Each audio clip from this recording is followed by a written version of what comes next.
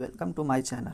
मैं सुभाष कुमार रंजन आज आप लोगों को झारखंड की कला एवं संस्कृति के बारे में बताऊंगा, जिसका data official website, books, notes से लिया गया है। साथ ही साथ प्रीवियस ईयर एग्ज़ाम पेपर पर आधारित है, जो आने वाले परीक्षाओं के लिए बहुत ही ज़रूरी है। इसलिए वीडियो को ज़रूर देखें और पूरा देखें। दोस्तों, इस वीडियो को लाइक कर दें, शेयर ज़रूर कर दें और इस चैनल में जो नए हो इस चैनल को सब्सक्राइब कर दें। तो चलिए आज का इस सेशन को स्टार्ट करते हैं। दोस्तों, सबसे पहले झारखंड की कला एवं संस्कृति का परिचय देख लेते हैं। झारखंड की संस्कृति समृद्ध और विविध है। इसके परिणाम स्वरूप अपने तरीके से अद्वितीय है। झारखंड की संस्कृति में मेहमानों को भगवान के रूप में मानती है, उनकी सेवा करती है और उनकी देखभाल करती है, जैसा कि वे परिवार का एक हिस्सा है। पुरातात्वविदों ने झारखंड के विभिन्न हिस्सों से पूर्व हड़प्पा मिट्टी के बर्तनों, पूर्व ऐतिहासिक गुफा चित्रों और रॉक कला का पता लगाया है। यह इन भागों में रहने वाले प्राचीन सुसंस्कृति सभ्यताओं की ओर इशारा करता है। झारखंड की स्थापत्य कला यहाँ के प्राचीन मंदिरों, किलों, उनके खंडहरों में झलकती है। यद्यपि इन सब में किसी विशिष्ट कला की झलक नहीं मिलती और अधिकांश इमारतें साधारण रूप से ही निर्मित हुई है, फिर भी झारखंड के पूर्वी भागों में दारूहेड़ा, बड़ाडीह, हेत, बुंडू के मंदिरों में ओडिशा के स्थापत्य कला का प्रभाव देखने को मिलता है। दालमी का विष्णु मंदिर और लोहरदगा का वासुदेव मंदिर हिंदू धर्म की स्थापत्य कला से प्रभावित है। गिरजाघरों के निर्माण में आवश्यक पाश्चात्य कला का प्रयोग हुआ है। रांची के गिरजाघर गॉथिक शैली से निर्मित है। यह आज भी आकर्षक का केंद्र बना हुआ है। झारखंड मूल रूप से एक आदिवासी राज्य है, जो लकड़ी के काम, बांस के काम, पैटकर पेंटिंग, आदिवासी आभूषण, गुड़िया, मूर्तियाँ, मुखौटे, टोकरियाँ और पत्थर की नक्काशी के लिए जाना जाता है। खूबसूरती से नक्काशीदार लकड़ी के उत्पाद और बांस के उत्पाद लोगों की शिल्प कौशल को दर्शाते हैं। इन उत्पादों के प्रचार और विपणन की कमी के कारण कुछ शिल्प जैसे पैटकर पेंटिंग और पत्थर की नक्काशी विलुप्त होने हुआ है। ये झारखंड की संस्कृति संपदा की ओर इशारा कर रहे हैं, जो हड़प्पा युग से पहले भी मौजूद थी। अर्थात दोस्तों, झारखंड की कला एवं संस्कृति बहुत प्राचीन है, जिसकी तुलना सिंधु घाटी सभ्यता से की जा रही है। तो यहाँ की जो संस्कृति है वो बहुत ही विचित्र है। तो चलिए आगे चित्रकला के बारे में जानते हैं। चित्रकला के बारे में इस राज्य की जनजातियों में भी रुचि रही है। उदाहरण के लिए मिट्टी और लकड़ी से बने घरों पर उनके द्वारा उकेरी गई आकृतियाँ भित्ति कला से उनके कला प्रेमी होने का पता चलता है। अधिकांश घरों की दीवारों पर मिट्टी की परत चढ़ाई जाती है और उस पर सूर्य, चंद्रमा, फूल, पत्तियाँ आदि उकेरे जाते हैं। पशु पंछियों की आकृतियाँ भी देखी जा सकती है। भारत की सबसे नाजुक, सुंदर और खतरे वाली स्वदेशी परंपरा में कोहबर और सोहराय पेंटिंग है, जो एक महिला की दुनिया है के लिए पवित्र, धर्मनिरपेक्ष और प्रासंगिक है। यह विशेष रूप से विवाहित महिलाओं द्वारा शादियों के दौरान और फसल के समय का अभ्यास किया जाता है और कौशल और जानकारी को कबीले की छोटी महिलाओं को सौंप दिया जाता है। उंगलियों से पेंट की गई कोहबर कला का कॉम्ब कट शादी का जश्न मनाता है। दीवार पर पेंट की गई सोहराय भरपूर फसलें, विस्तृत डिज़ाइन, रूपांकनों, जानवरों और पौधों के रूप में उर्वरता रूपांकनों प्रचुर मात्रा में है और अक्सर आसपास में पाई जाने वाली प्राचीन गुफा कला की गूंज होती है। उपयोग किए गए रंग सभी प्राकृतिक रंग होते हैं। पत्थर से ऑक्साइड, लाल गेरू रंग, साथ ही साथ काओलिन, सफ़ेद, मैग्नीज, ब्लैक अर्थ आदि रंगों का प्रयोग करते हैं। झारखंड के संस्कृति में विभिन्न परंपराएं झारखंड के प्रत्येक उपजाति और आदिवासी समूह को बनाए रखने की एक अनूठी परंपरा है। यहाँ की चित्रकलाएं बहुत ही अनूठी होती है, जिसके कारण ये लोग एक समूह में बने हुए रहते हैं। एक समूह एक अलग प्रकार की चित्रकला करते हैं। तो आइए झारखंड की लोक चित्रकलाएं को देखते हैं। झारखंड के चित्रकलाओं को में कोहबर, सोहराय चित्रकला है, जादू पटिया, पैटकर, वंदना आदि प्रमुख हैं। तो आइए एक एक करके सबको पूरे डिटेल के साथ देखते हैं। तो कोहबर कला दो शब्दों से मिलकर बना है। कोहबर शब्द फारसी के शब्द कोह यानी कि गुफा होता है एवं हिंदी भाषा के शब्द वर यानी दूल्हा या विवाहित युगल से मिलकर बना है। इस प्रकार कोहबर का अर्थ हो जाता है गुफा में विवाहित जोड़ा। संभवतः आज का कोहबर पुरानी गुफा चित्रों का विकसित रूप है। तो कोहबर चित्रकला की विषय वस्तु स्त्री पुरुषों का संबंध, सांकेतिक प्रजनन, जादू टोना आदि होती है, जिसे घर आंगन में विभिन्न ज्यामितीय आकृतियों में फूल पत्तियों, पशु पक्षियों, प्रतीक चिन्हों द्वारा बनाया जाता है। प्रत्येक विवाहित महिला अपने पति के घर कोहबर कला का चित्रण करती है। यह चित्रकारी विवाह का मौसम जनवरी से जून के महीने में किया जाता है। चित्रकला की यह लोक शैली विशेष रूप से बिरहोर जनजाति में पाई जाती है, अर्थात बिरहोर हजारीबाग के जो बिरहोर जनजातियां हैं उनमें बहुत ही प्रचलित है यह कोहबर कला। हजारीबाग के आसपास के भी क्षेत्रों में यह जनजातियां पाई जाती है, जिसके वजह से कोहबर कला इस क्षेत्र में बहुत ही प्रचलित है, जिसमें घरों की दीवारों पर मिट्टी का लेप चढ़ाकर मिट्टी के रंगों से बने कोहबर चित्रकारी को देखा जा सकता है। आप इमेज में देख सकते हैं, दोनों इमेजों में कोहबर चित्रकला ऐसी होती है, जिस लोग जनजातियाँ इसमें बहुत ही बारीकी से काम करते हैं और अपनी दीवारों पर या कहीं किसी जगह पे ये अपने चित्रकला के प्रदर्शन करते हैं। तो चलिए नेक्स्ट चित्रकला के बारे में पढ़ें। तो सोहराय चित्रकारी एक बहुत ही अनूठी संथालों द्वारा बनाई जाने वाली चित्र है। एक मत के अनुसार सोहराय शब्द की उत्पत्ति मुंडारी शब्द सोहराय से हुई है, जिसका शाब्दिक अर्थ झाड़ू नुमा छड़ी से जानवरों को मारना होता है। यह सोहराय पर्व से जुड़ी चित्रकारी है। सोहराय पर्व पशुओं की श्रद्धा अर्पित करने का पर्व यानी पशुओं की पूजा की जाती है। यह पर्व दिवाली के एक दिन बाद मनाया जाता है, यानी कि कार्तिक अमावस्या के दिन सोहराय पर्व मनाया जाता है। उसके अगले दिन सोहराय चित्रकारी वर्षा ऋतु के बाद घरों में लिपाई पुताई से शुरू होती है। सोहराय चित्रों में दीवारों पर कत्थई, लाल, सफ़ेद और काले रंग का प्रयोग कर रंगों को आकृति बनाई जाती है। सोहराय के दिन गांव के लोग पशु को सुबह जंगल की ओर ले जाते हैं और अपहरण यानी दोपहर में उनका स्वागत अपने द्वार पर करते हैं। यह चित्रकला हजारीबाग जिले में अत्यंत ही प्रसिद्ध है। यह भी हजारीबाग जिला में अत्यंत ही प्रसिद्ध चित्रकारी है। सॉरी दोस्तों, यह चित्रकारी संथालों द्वारा नहीं बल्कि विभिन्न जनजातियों द्वारा की जाने वाली चित्रकारी है। आइए कोहबर एवं सोहराय चित्रकला के बीच कुछ संबंध एवं अंतर के बारे में जानें। चूँकि इनमें बहुत सारी विभिन्नताएं एवं समानता है, इसलिए लोग कंफ्यूज हो जाते हैं कि कौन सी चित्रकला कोहबर की है और कौन सी सोहराय की है। तो आगे देखते हैं।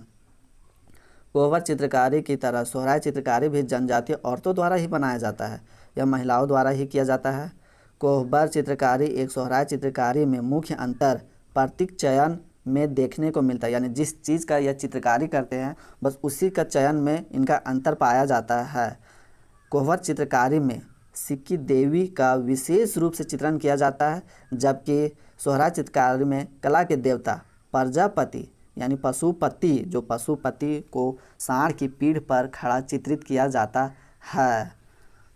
कोहबर चित्रकारी में स्त्री पुरुष संबंधों के विविध पक्षों का चित्रण किया जाता है, जबकि सोहराय चित्रकारी में जंगली जीव जंतुओं, पशु पंछी, पेड़ पौधों का चित्रण किया जाता है। चित्रण शैली के लिहाज से सोहराय दो अलग अलग शैलियाँ मिलकर है। एक कुर्मी सोहराय है और दूसरी मंजू सोहराय है। आइए इस चित्रकला के बारे में कुछ और एक्स्ट्रा जान लें। सोहराय और कोहबर चित्रकला को 2020 में जीआई टैग भौगोलिक यानी संकेतक प्रदान किया गया है। यह झारखंड में किसी भी श्रेणी में प्राप्त होने वाला प्रथम जीआई टैग है। झारखंड में कभी भी किसी कला या किसी चीज़ का जीआई टैग नहीं प्राप्त था, जो कि यह फर्स्ट जो आर्ट है उसको प्राप्त हुआ है। इसके लिए सोहराय कला विकास सहयोगी समिति हजारीबाग द्वारा आवेदन दिया गया था जीआई टैग के लिए, तब जा कर के जीआई टैग हम लोगों को मिला है। इमेज में आप लोग देख सकते हैं कि इस तरह से सोहराय चित्रकारी के चयन किया जाता है चिन्हों को, यानी कि चीज़ों को, जंगली जानवरों, पौधों एवं अन्य चीज़ों का चित्रण किया जाता है। दोनों ही म्यूजियम में आप देख सकते हैं। अगले चित्रकला के बारे में जानते हैं। जादोपटिया चित्रकारी। जादोपटिया प्राचीन पट चित्रकथा परंपरा की लोक चित्रकथा शैली पर आधारित है। यह मुख्यतः संथाल परगना में प्रचलित है। जब संथाल परगना में प्रचलित है तो यह संथाल जनजातियों में भी प्रचलित है। यह चित्रकला दुमका जिले में अत्यंत ही प्रसिद्ध है। दुमका जिले में जादोपटिया शब्द दो शब्दों जादो जिसका अर्थ होता है चित्रकार जो चित्रकारी करता है, और पटिया यानी कपड़ा या फिर कागज़ के छोटे छोटे टुकड़ों को जोड़कर बनाया जाने वाला चित्र फलक होता है के मेल से बना है। इस प्रकार जादोपटिया चित्रकारी का अर्थ होता है चित्रकार द्वारा कपड़ा या कागज़ के छोटे छोटे टुकड़ों को जोड़कर बनाए जाने वाले पटिया पर की जाने वाली चित्रकारी। यह चित्रकारी संथालों विशेषतः झारखंड और बंगाल के सीमावर्ती क्षेत्रों के संथालों में प्रचलित है। संथाल समाज के मिथकों पर आधारित इस लोक चित्रकला में संथालों की लोक गाथाओं, सामाजिक रीति रिवाजों, धार्मिक विषयों, नैतिक मान्यताओं को दर्शाया जाता है। इस चित्रकारी में सामान्यतः कपड़ों या कागज़ के छोटे छोटे टुकड़ों को जोड़कर बनाए जाने वाले पट्टों पर चित्र अंकित किए जाते हैं। प्रत्येक पट पर 15 से 20 फीट तक चौड़ा होता है और इन पर 4 से 16 तक चित्र बनाए जाते हैं। यानी 15 से 20 फीट तक चौड़ाई होती है, लंबाई कुछ 2-3 फीट तक होती है, और जिसमें 4 से 16 चित्रों का अंकित किया जाता है। उसमें इसकी विषय वस्तु संथालों की उत्पत्ति कथा, राम कथा, कृष्ण लीला, जीवन मरण आदि होती है। इसमें बाघ देवता और जीवन के बाद के दृश्यों का चित्रण किया जाता है। बाद में पर्व त्यौहार, महाभारत, रामायण को भी विषय वस्तु बनाया गया। चित्र बनाने में मुख्यतः लाल, हरा, पीला, भूरा एवं काले रंगों का प्रयोग किया जाता है। इन चित्रों की रचना करने वाले को संथाली भाषा में जादो कहा जाता है। जो भी इस चित्रकारी करता है उसे जादो कहा जाता है। जादोपटिया चित्रकारी वर्तमान पीढ़ी को अपने पिछली पीढ़ी से विरासत में मिलती रही है। दुर्भाग्य से इस विरासत को पीढ़ी दर पीढ़ी ले जाने की प्रवृत्ति का ह्रास हो रहा है। परिणाम स्वरूप जादोपटिया चित्रकारी लुप्त होने के कगार पर है। इस चित्रकारी को संरक्षण दिए जाने की आवश्यकता है। देखिए दोस्तों किस तरह इमेज 1 और 2 में जादोपटिया चित्रकारी किया हुआ है। यहाँ पे लोगों द्वारा कम से कम 15 से 20 फीट और 1 फीट चौड़ा है और 15 से 20 फीट लंबा है, जिसमें चित्रों को कागज़ों द्वारा जो छोटे छोटे कागज़ों द्वारा जोड़ करके बनाया गया है। इसमें एक बुज़ुर्ग पूरा लपेटे हुए एक बंडल में उसमें जादोपटिया चित्रकारी किए हुए हैं। तो चलिए अगला चित्रकला के बारे में पढ़ें। पाइथकर पेंटिंग या पाइथकर चित्रकला। दोस्तों यह बहुत ही प्राचीन चित्रकला है। इससे क्वेश्चंस एग्ज़ाम में आते रहते, इसलिए इसको अच्छे से याद कर लें। भारत में सबसे पुराने जनजातीय चित्रों में से एक है। इन्हें अपनी उपस्थिति के कारण स्क्रॉल पेंटिंग भी कहा जाता है। पाइथकर पेंटिंग को स्क्रॉल पेंटिंग भी कहा जाता है, जो मृत्यु के बाद के जीवन को दर्शाता है। इसके बढ़ावा देने के लिए धन की कमी के कारण पेंटिंग का यह रूप विलुप्त होने की प्रक्रिया में है। पाइथकर पेंटिंग अब धीरे धीरे झारखंड के जनजातियों के बीच से विलुप्त होना शुरू हो चुका है, यह विलुप्त हो गया है। यह चित्रकला अम्बादुमी सिंहभूम गांव में अत्यंत ही प्रसिद्ध है। यह सिंहभूम क्षेत्र में बहुत ही प्रचलित है, जहाँ के एक गांव है अम्बादुमी, वहाँ पर सबसे ज़्यादा अत्यंत ही प्रसिद्ध है। लोग द्वारा वहाँ बनाई जाती है पाइथकर पेंटिंग, जिसके कारण इस गांव को पाइथकर का गांव भी कहा जाता है। इसे स्क्रॉल चित्रकला भी कहते हैं। दोस्तों यह प्राचीन काल से झारखंड में विद्यमान है। माना जाता है कि इसकी शुरुआत सब्बर जनजातियों द्वारा की गई है। इसे भारत का सबसे पुराना आदिवासी चित्रकला माना जाता है। भारत का सबसे पुराना आदिवासी चित्रकला किसे माना जाता है? तो पाइथकर चित्रकला को माना जाता है। इस चित्रकला का वर्णन गरुड़ पुराण में भी मिलती है। झारखंड के अतिरिक्त यह चित्रकला बिहार, उड़ीसा, पश्चिम बंगाल में भी लोकप्रिय है। इस चित्रकला के माध्यम से जनजातियों द्वारा विभिन्न कहानियों तथा स्थानीय रीति का वर्णन किया जाता है। पाइथकर पेंटिंग के बारे में देखिए दोस्तों, किस तरह इमेज 1 और 2 में पाइथकर पेंटिंग किए हुए हैं, जो कि बहुत ही प्राचीन पेंटिंग्स है। इसकी अलग ही कुछ विशेषताएं हैं। तो चलिए अगला पेंटिंग के बारे में पढ़ें। Straw art. स्ट्रॉ आर्ट के बारे में तो हाल ही में मैंने भी सुना है। समय की मांग को देखते हुए स्ट्रॉ आर्ट झारखंड में हाल ही में विकसित एक शिल्प है। यह चित्रकला इसमें मिलाया गया है दोस्तों। यह कहने का अर्थ है कि स्ट्रॉ आर्ट यह शिल्प एवं चित्र दोनों प्रकार के कला का वर्णन है। स्ट्रॉ आर्ट, जिसमें स्ट्रॉ आर्ट में क्या किया जाता है, तो स्ट्रॉ यानी धान का पुआल की परत को फैलाकर तथा ताप देकर समतल किया जाता है। शिल्पकार इसमें प्रारूप या चित्र बनाता है और उस चित्र को काट कर निकाल देता है। इस चित्र को सामान्यतः काली पृष्ठभूमि के समतल सतह पर चिपकाया जाता है। इसके बाद चित्र को फ्रेम में मढ़ दिया जाता है।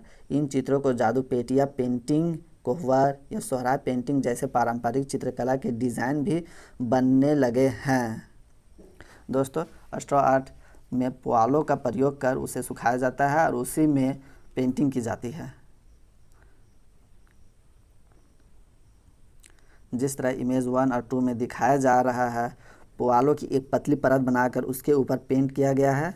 आइए कुछ अलग चित्रकला के बारे में जानें जो झारखंड के जनजातियों द्वारा किया जाता है, जिसमें भित्ति चित्रकला यानी मांझी संथालों द्वारा किया जाने वाला चित्रकला है, जिसमें झारखंड में जनसंख्या की दृष्टि से सबसे बड़ी जनजाति संथाल की है। इसकी भाषा तथा रहन सहन व परंपरा अत्यंत समृद्ध है। झारखंड आदिवासी समुदाय में भित्ति चित्रण की परंपरा अत्यंत ही प्राचीन समय से यानी बहुत ही प्राचीन समय से चला आ रहा है। भित्ति चित्रण ये अपने भित्ति चित्रण के इतिहास को अपना प्राचीन स्थली चाय चापागढ़ के इतिहास से जोड़ता है। यानी कि ये अपने इतिहास जो है चित्रकला का वो उसे चाय चापागढ़ से जोड़ता है। मान्यता है कि प्राचीन काल में संथाल समुदाय का यह गढ़ अपनी सुंदरता के लिए जाना जाता है। चाय चापागढ़ को सिंधु घाटी सभ्यता से जोड़ते हैं तथा इसे वे अपनी सभ्यता मानते हैं। अतः संथाल समुदाय के लोग भित्ति चित्रण परंपरा का मूल स्रोत चाय चापागढ़ को ही मानते हैं। तो यह भित्ति चित्रण किस प्रकार की होती है, तो काले या साधारण मिट्टी के प्लास्टर की दीवारों में चित्रित हड़ताली युद्ध की आकृतियाँ चौंकाने वाली याद दिलाती है। इनकी चित्रकला उनकी उत्पत्ति का संबंध शायद सिंधु घाटी सभ्यता से था। संथाल आदिवासियों के चित्रों को 2 क्षेत्रों में विभक्त कर देखा जाता है, एक संथाल का क्षेत्र और दूसरा छोटा नागपुर का क्षेत्र। ये 2 क्षेत्रों में यह चित्रकला देखी जाती है। इन दोनों क्षेत्रों में भी अनेक विभिन्नताएं देखी जाती है। संथाल परगना में भित्ति चित्रों में प्राचीनता का भाव तो छोटा नागपुर के भित्ति चित्रण में आधुनिकता का भाव देखा जाता है। प्रथम में आकार एवं उभार की प्रधानता है तो दूसरे में रंग और समतल की विशेषता पाई जाती है। संथाल जनजाति अपनी इस समृद्धि परंपरा को पीढ़ी दर पीढ़ी आगे ले जा रही है। संथालों में यह भित्ति चित्रण बहुत ही विशिष्ट और अलग तरीका का चित्रण है, जिसमें बहुत ही बारीकी से काम किया जाता है। तो दोस्तों चलिए आगे अगला चित्रकला के बारे में जानें। ओरांव कॉमकट यानी ओरांव कंघी कट के बारे में कुछ जानें। ओरांव कंघा काटकर चित्रों से प्राचीन काल के समय का पता लगाया जा सकता है। इसमें पशुओं की छवियां, भोजन कठौतों, भोजपत्र, कुंड, पपीरस, पंछी, मछली, संयंत्र, गोलाकार, कमाल, वक्र, वर्ग, ज्यामितीय रूप, त्रिकोण, मेहराब की श्रृंखला में आम आदि का चित्रण मिलता है। उरांव कॉमकट में यह बहुत ही इम्पोर्टेंट चित्रकला है उरांव के लिए, जो कुड़ुक जाति संप्रदाय में बहुत ही प्रचलित है। दोस्तों, यह पुष्प कला रूपों का उपयोग फसल के समय के दौरान किया जाता है। उरांव कॉमकट में फसल के समय में पुष्प कला का प्रयोग किया जाता है। तो चलिए आगे गंजू चित्रकला के बारे में जानें। गंजू कला रूपों में जानवरों, जंगली तथा पालतू जानवरों यानी दोनों प्रकार के जानवरों का इसमें वर्णन किया जाता है। पौधों के रूपों की छवियों की विशेषता है। जानवरों, पंछियों और फूलों के बड़े भित्ति चित्र घरों को सजाते हैं। इन चित्रकला के माध्यम से संकटग्रस्त लुप्तप्राय जानवरों को रीति रिवाजों में दर्शाया जाता है। तो अगला चित्रकला प्रजापति, राणा और तेली है। प्रजापति, राणा और तेली 3 प्रकार की उपजातियां हैं जो अपने घरों को पौधों और जानवरों की प्रजनन फार्म के रूपों में सजाती है। दोनों बारीक पेंटिंग और कंघी काटने की तकनीकों का प्रयोग करती है। प्रजापति शैलियों में जूमॉर्फिक पौधों के प्रतिनिधित्व और पशुपति जो शंकर भगवान शिव होते हैं उनको जानवरों के देवता के रूप में और रंगों से पूरे पुष्प रूपांकनों पर जोर देने के साथ फिलाग्री वर्क का प्रयोग किया जाता है। इस चित्रकला में धातु में तंतुओं का प्रयोग किया जाता है। कुर्मी चित्रकला। कुर्मी सोहराय की एक अनूठी शैली है, अर्थात सोहराय की तरह ही यह एक अनूठी शैली है कुर्मी चित्रकला भी, जिसकी रूपरेखा को दीवारों की सतह पर खरोच कर दिया जाता है और खंडित कमल यानी कि खंडित कमल टूटा हुआ कमल को खोदने के लिए लकड़ी के कपास का प्रयोग किया जाता है, यानी कमल बनाने के लिए लकड़ी के कपास का प्रयोग किया जाता है। पशुपति या भगवान शिव को पीठ पर एक सिंह वाले देवता के रूप में दर्शाया जाता है। पूर्वजों की राख का प्रतिनिधित्व करने के लिए एक बैल लाल या काली और सफ़ेद रेखाएं दोनों तरफ जोड़े में खींची जाती है। भीलवाड़ा के कुर्मी अपने घरों के दीवारों और फर्श पर पौधों का प्रतिनिधित्व करने के लिए ग्लिप्टिक कला का उपयोग करते हैं, यानी कि भीलवाड़ा के कुर्मी ग्लिप्टिक कला का उपयोग करते हैं। अगला मुंडाओं का चित्रकला। मुंडा अपनी उंगलियों का उपयोग अपने घरों की नर्म गीली मिट्टी में रंगने के लिए करते हैं। ये इंद्रधनुषी सांप, देवताओं के पौधों के रूप जैसे अद्वितीय रूपांकनों का उपयोग करते हैं। मुंडा गांव के बगल में रॉक आर्ट साइटों के लेवेंडर ग्रे रंग का मिट्टी, गेरू मिट्टी विपरीत रंग का रूप में उपयोग की जाती है, यानी जो रंग का उपयोग किया जाता है वो वहाँ की मिट्टी के रंगों के अनुसार किया जाता है। घटवालों का चित्रकला। घटवालों का चित्रकला।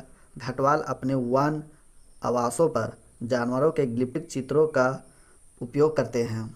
यह है घटवालों का चित्रकला। अगला तुरी जो एक छोटा सा समुदाय है जो टोकरी बनाने का काम करता है, जो अपने घरों की दीवारों पर प्राकृतिक मिट्टी के स्वरों में मुख्य रूप से फूलों और जंगल आधारित रूपांकनों का उपयोग करता है। ये जंगल आधारित जितने भी रूपांकन होते हैं उनके अनुसार ही उसको प्रयोग करके अपने घरों में चित्रित करते हैं। बिरहोर एवं भुइयों का चित्रकला। बिरहोर और भुइयां मंडल जैसे सरल, मजबूत और प्रमाणिक ग्राफिक रूपों का उपयोग करते हैं। इनका कुछ अलग ही ग्राफिक्स होता है जो अपनी उंगलियों से पेंटिंग करते हैं, जैसे अर्धचंद्राकार तारे होते, तारे, योनि, कोने की पंखुड़ियाँ के साथ आयताकार, भीड़, भड़कीले रंग रेखाओं वाले अंडाकार और सांकेतिक वृत्त, आम आदि बनाते हैं अपने चित्रों में। तो बिरहोर एवं भुइयां झारखंड की एक छोटे सा मंडल समुदाय जनजातियां हैं। तो चित्रकला के बारे में उतना था, कुछ एक्स्ट्रा यहाँ पे दिया गया है। जैसे प्रत्येक गांव के सरना में हर परिवार की अपनी पसंद की मूर्तियाँ होती है। पसंद की मूर्तियाँ पत्थर को रख करके उसे विभिन्न काल्पनिक आकृति से रंग दिया जाता है, यानी अपने काल्पनिक रूपों को उसमें रंग दिया जाता है रंगों से। इससे स्पष्ट होता है कि जनजातीय समाज चित्रकला में बहुत रुचि रखता है। वर्तमान में राज्य में चित्रकला को बहुत महत्व दिया जा रहा है। ललित मोहन राय को चित्रों द्वारा जनजातीय जीवन को स्पष्ट करने में महारत्न हासिल है।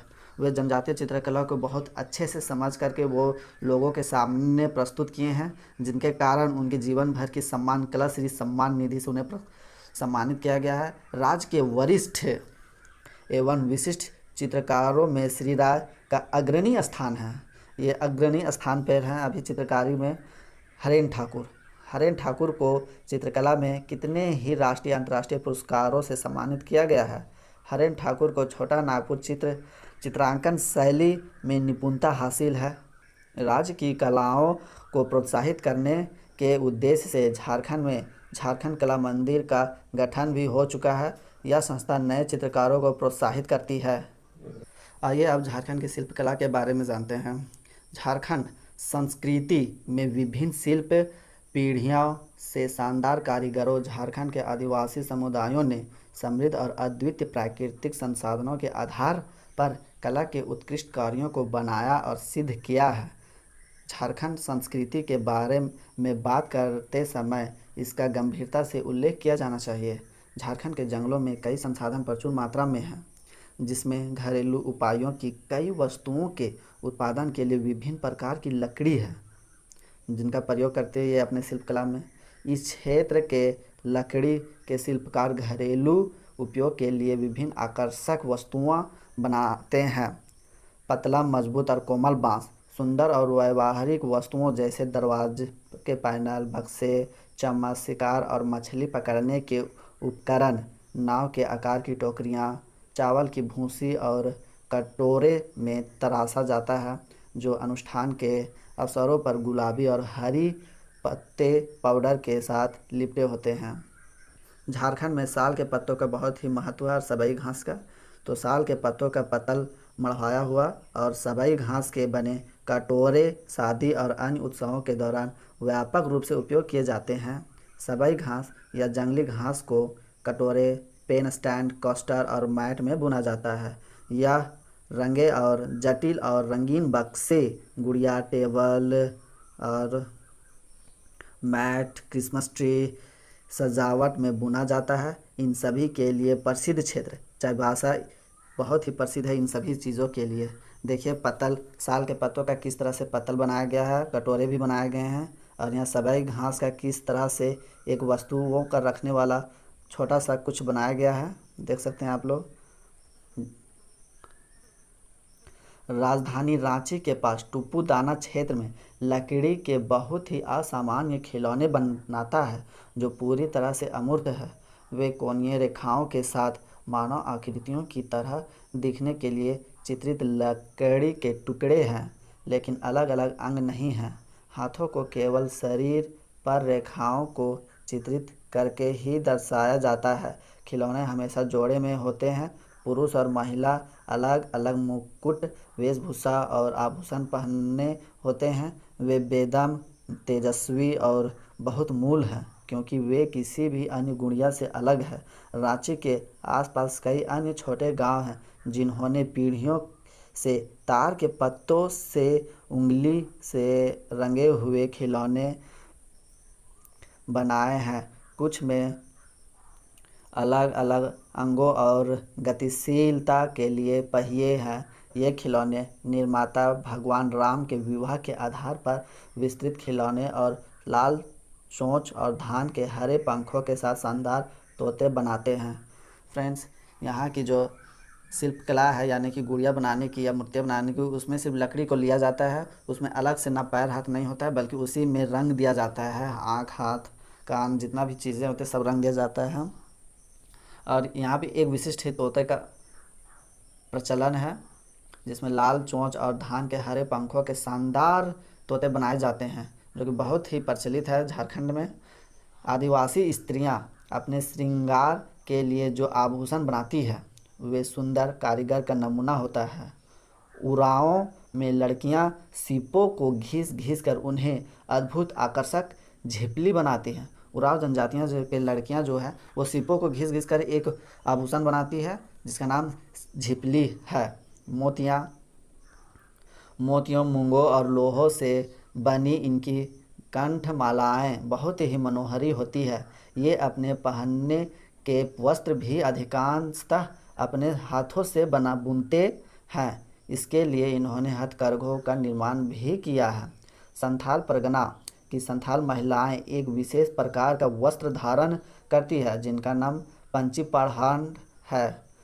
पाढ़ांड अधोवस्त्र है जो कमर के नीचे धारण किया जाता है, जबकि पंची कमर के ऊपर पहना जाने वाला वस्त्र है। आमतौर पर हरे रंग का होता है, परंतु नीले रंग का चार खाने की पाढ़ांड अथवा सफ़ेद रंग की पंची भी बनाई जाती है। जैसा कि आप इमेज में देख सकते हैं, नीचे दिया होगा इमेज, देखिए किस तरह पंची पाढ़ांड पहने हुए महिलाएं पंची वस्त्रों का खुद से ही निर्माण करती है या बुनती है और अपने पहनती है। चलिए आगे बढ़ते हैं, इस सेशन को चलाते हैं। वस्त्र शिल्प में वस्त्र उत्पादन, तकनीकी विकास तथा आकर्षक डिज़ाइन विकसित करने के लिए बुनकर सेवा केंद्र भागलपुर के तहत साहेबगंज में कोऑपरेटिव सोसाइटी कार्यरत है। यानी कि बुनकर सेवा केंद्र भागलपुर का एक शाखा साहेबगंज में कोऑपरेटिव सोसाइटी के रूप में कार्यरत है, जिससे महिलाएं वहां की जनजातियों द्वारा बुनी जाती है वस्त्रों को। जमशेदपुर तथा खसरावा में वस्त्र रंगाई तथा छपाई का कार्य अधिक होता है। जमशेदपुर और खसरावा में वस्त्रों की रंगाई या छपाई जो होती है वह बहुत ही अधिक होती है। संथाल परगना की सौरिया पहाड़िया आदिम जनजातियाँ में की माला तथा कंघी का प्रचलन अत्यंत प्राचीन काल से चला आ रहा है। उनके बीच जो कंघी या माला बनाने की प्रचलन है वो बहुत ही अत्यंत ही प्राचीन काल से चला आ रहा है। फ्रेंड्स आइए अब मेटल क्राफ्ट, झारखंड के मेटल क्राफ्ट यानी धातु कृतियों के बारे में जानें, जिसमें डोकरा कला प्राचीन धातु शिल्प जिसने दुनिया भर के कलात्मक समुदाय की रुचि और ध्यान आकर्षित किया है। झारखंड के मल्हार एवं तेतरी जनजातियां द्वारा यह प्रचलित है। डोकरा कला में अलौह धातु की कास्टिंग में मोम की कास्टिंग तकनीक का उपयोग किया जाता है। यानी डोकरा कला में जो अलौह धातु की कास्टिंग में मोम कास्टिंग का प्रयोग किया जाता है। भारत में पिछले 5000 वर्षों से इस तकनीक का उपयोग किया जा रहा है झारखंड में, यानी बहुत ही प्राचीन है ये डोकरा कला यहाँ पे। इस तकनीक से निर्मित प्राचीनतम कलाकृतियों के नमूने के स्वरूप मोहनजोदड़ो की खुदाई में मिली नृत्य करती लड़की की मूर्ति है। यानी मोहनजोदड़ो में जो नृत्य करती लड़की की मूर्ति प्राप्त हुई है वो डोकरा कला से ही बनाई गई है, डोकरा कला में ही बनाई गई है, इसलिए इसका संबंध मोहनजोदड़ो से करते हैं।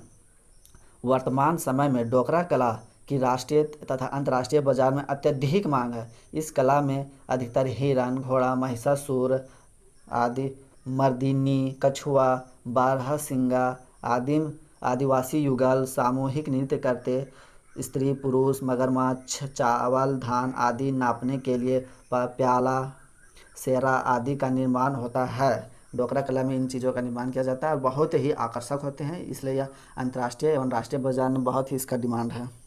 देखिए नीचे डोकरा कला में निर्मित कुछ मूर्तियां हैं जो कि बहुत ही आकर्षक एवं बारीकी से बनाया जाता है। इमेज 1 और 2। कला वस्तुओं के अलावा आदिवासी धातु शिल्पकार काली धातु में दिलचस्प, नवीन और शास्त्रीय रूप से सुंदर उत्पादों की एक श्रृंखला है।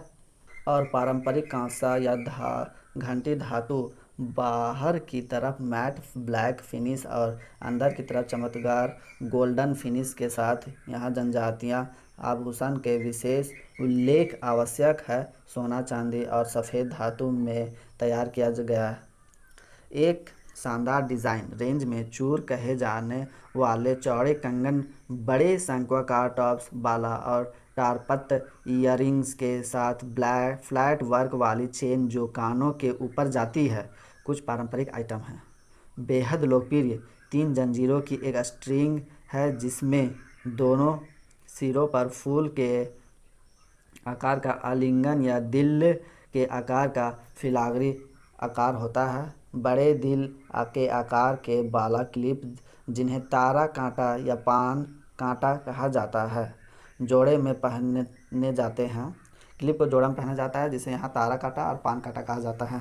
मंडली चौकर्स काले धागे पर टंगे साधारण हाफ मूंग्स के साथ और गले पर अच्छी तरह से फिट होने के लिए डिज़ाइन किए गए मैचिंग ईयरिंग्स के साथ आते हैं। सोने में डूबा हुआ मोटा सादा चौकर हंसली, इसकी सतह पर आदिवासी ग्राफिक उकेरा गया है। मनके हार हमेशा लोकप्रिय रहते हैं। इनके जो मनके हार होते हैं एवं इनके द्वारा जो हंसली बनाया जाता है या सादा चौकर रहता है, डूबा हुआ मोटा जो सोने का आभूषण होते हैं वो बहुत ही आकर्षक होते हैं, लोकप्रिय होते हैं।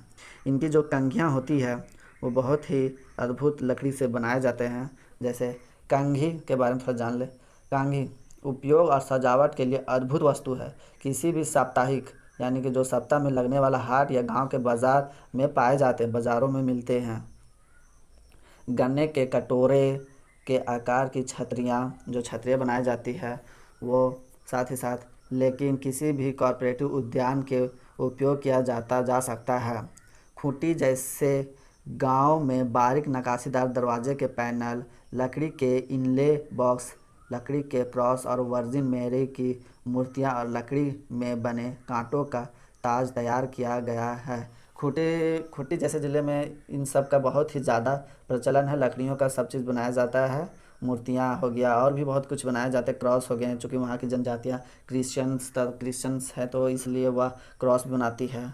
आदिवासी थीम के खिलौने और नक्काशी जैसे ढोल बनाने बजाने वाले का एक बैंड, प्राचीन पंछी, महिला की मूर्तियाँ, बिरसा मुंडा जैसे आदिवासी नेताओं की मूर्तियाँ और राइनो अर्थात डायनासोर जैसे शक्तिशाली और बड़े जानवरों का भी बनाया जाता है, जो सभी लकड़ियों में बनाई जाती है।